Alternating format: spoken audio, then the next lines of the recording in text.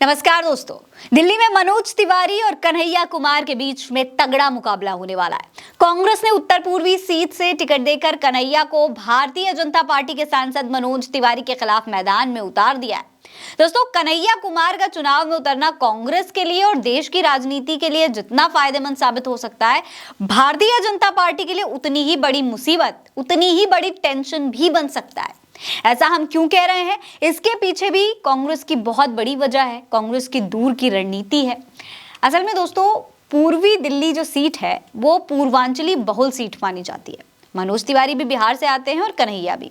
ऐसे में भारतीय जनता पार्टी के मनोज तिवारी के सामने कन्हैया को उतारकर कांग्रेस ने एक बहुत बड़ी चाल चली है। दरअसल ये कांग्रेस की पूर्वांचली के सामने पूर्वांचली कार्ड चलने की कोशिश है। मनोज तिवारी इस इलाके से लगातार 2 बार सांसद रह चुके हैं। उनकी इस इलाके में अच्छी खासी एक पकड़ मानी जाती है, अच्छी पकड़ है। नेता के तौर पर वो लोकप्रिय हो या ना हो, लेकिन अभिनेता के तौर पर और खास करके एक गायक के तौर पर, एक सिंगर के तौर पर उनकी फैन फॉलोइंग बहुत तगड़ी है।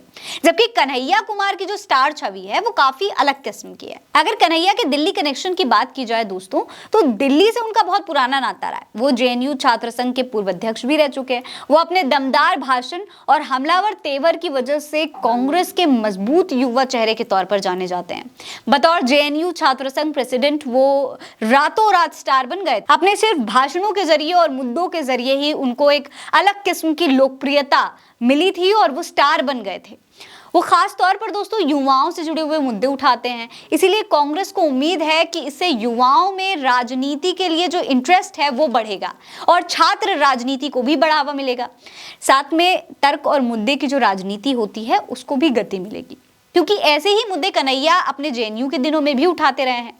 ये जो कन्हैया का भाषण है ये 4 मार्च 2016 का है। आपको इस भाषण को सुनना चाहिए, सुनिए। भुखमरी और गरीबी से, शोषण और अत्याचार से, दलितों, आदिवासियों, महिलाओं और अल्पसंख्यकों के अधिकार के लिए वो आजादी हम लेकर रहेंगे और वो आजादी इसी संविधान के द्वारा, इसी संसद के द्वारा और इसी न्यायिक प्रक्रिया के द्वारा हम सुनिश्चित करेंगे। इस मुल्क में ये हमारा सपना है। दोस्तों, कन्हैया उस दौरान भी मुद्दों पर ही बात करते थे, जो जमीनी मुद्दे होते थे उनका ही जिक्र अपने भाषणों में किया करते थे। और अब जब कन्हैया को मनोज तिवारी के सामने टिकट देने की घोषणा की गई है तो उन्होंने एक बार फिर से मुद्दों पर चुनाव लड़ने की बात कही है। उन्होंने कहा है कि कोई ना कोई सामने तो होगा ही, लेकिन व्यक्ति महत्वपूर्ण नहीं होता है, विचार और मुद्दे महत्वपूर्ण होते हैं। यानी अगर देखा जाए तो कन्हैया कुमार दिल्ली में अपने दम पर कांग्रेस के पक्ष में माहौल बनाने की कुव्वत तो रखते हैं। ऐसे में मनोज तिवारी के लिए यह मुकाबला आसान नहीं होने वाला है, क्योंकि कन्हैया कुमार के जनहित मुद्दे मनोज तिवारी के स्टार इमेज पर भारी पड़ सकते हैं। शायद इसीलिए माना जा रहा है कि राहुल गांधी भी यही चाहते थे कि कन्हैया कुमार चुनाव लड़े और ऐसे में उत्तर पूर्वी सीट का विकल्प कन्हैया को दे दिया गया। इससे पहले साल 2019 में कन्हैया कुमार बेगूसराय लोकसभा सीट से चुनाव लड़े थे, लेकिन भारतीय जनता पार्टी के गिरिराज सिंह से उन्हें हार का सामना करना पड़ा था। उस वक्त कन्हैया कुमार सीपीआई के टिकट पर चुनावी मैदान में उतरे थे। फिर साल 2021 में वो कांग्रेस से जुड़ गए।